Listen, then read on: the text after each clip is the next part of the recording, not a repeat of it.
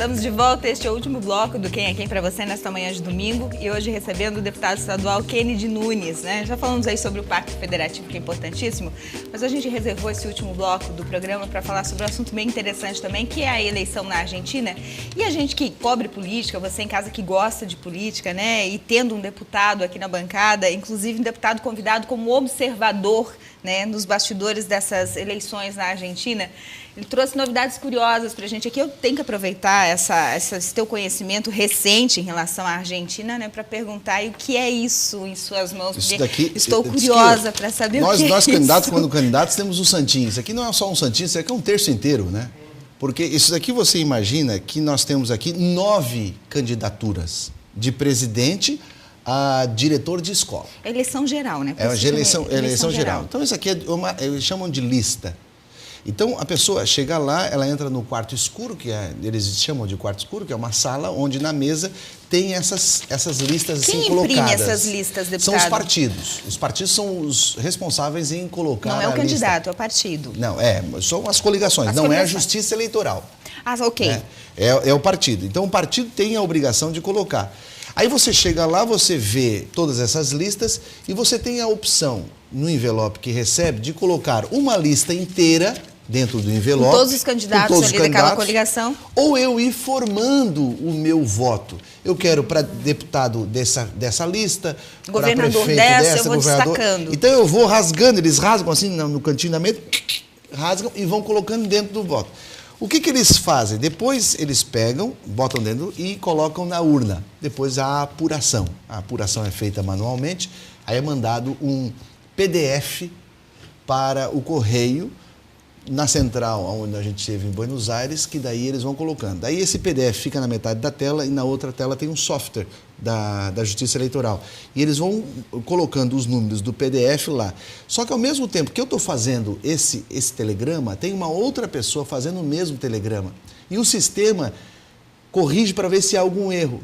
Se houver algum erro de um dado ou de outro, vai para uma terceira instância que é para verificar quem errou. Ou seja, nessa questão aí eles são muito seguros.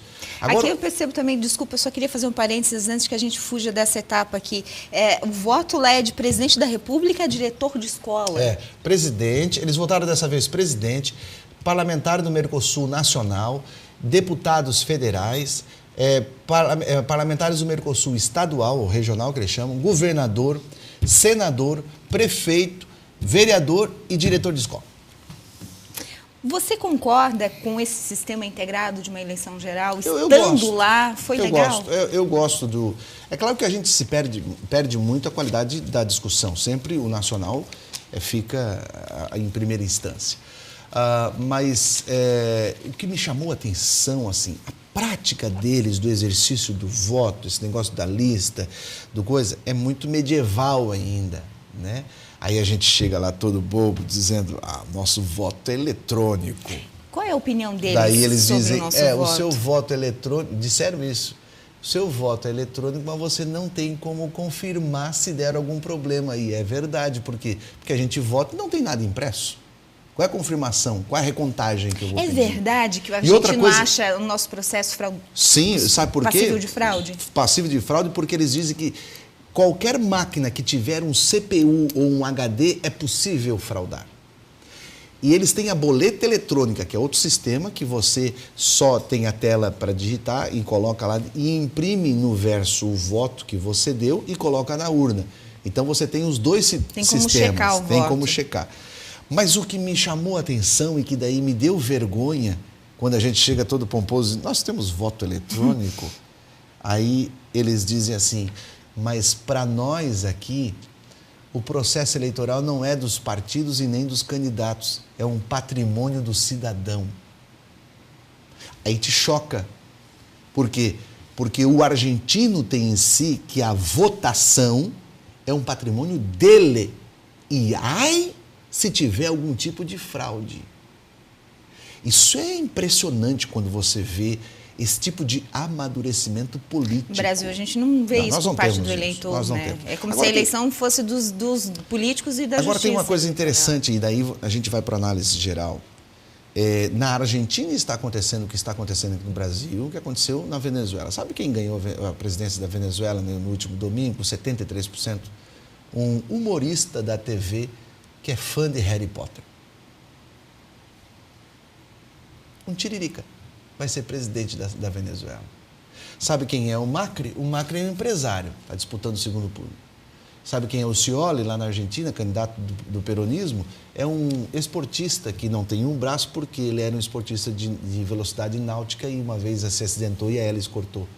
Se você observar, há uma tendência mundial de desgaste dos políticos e os eleitores estão procurando alguém que não é político para colocar.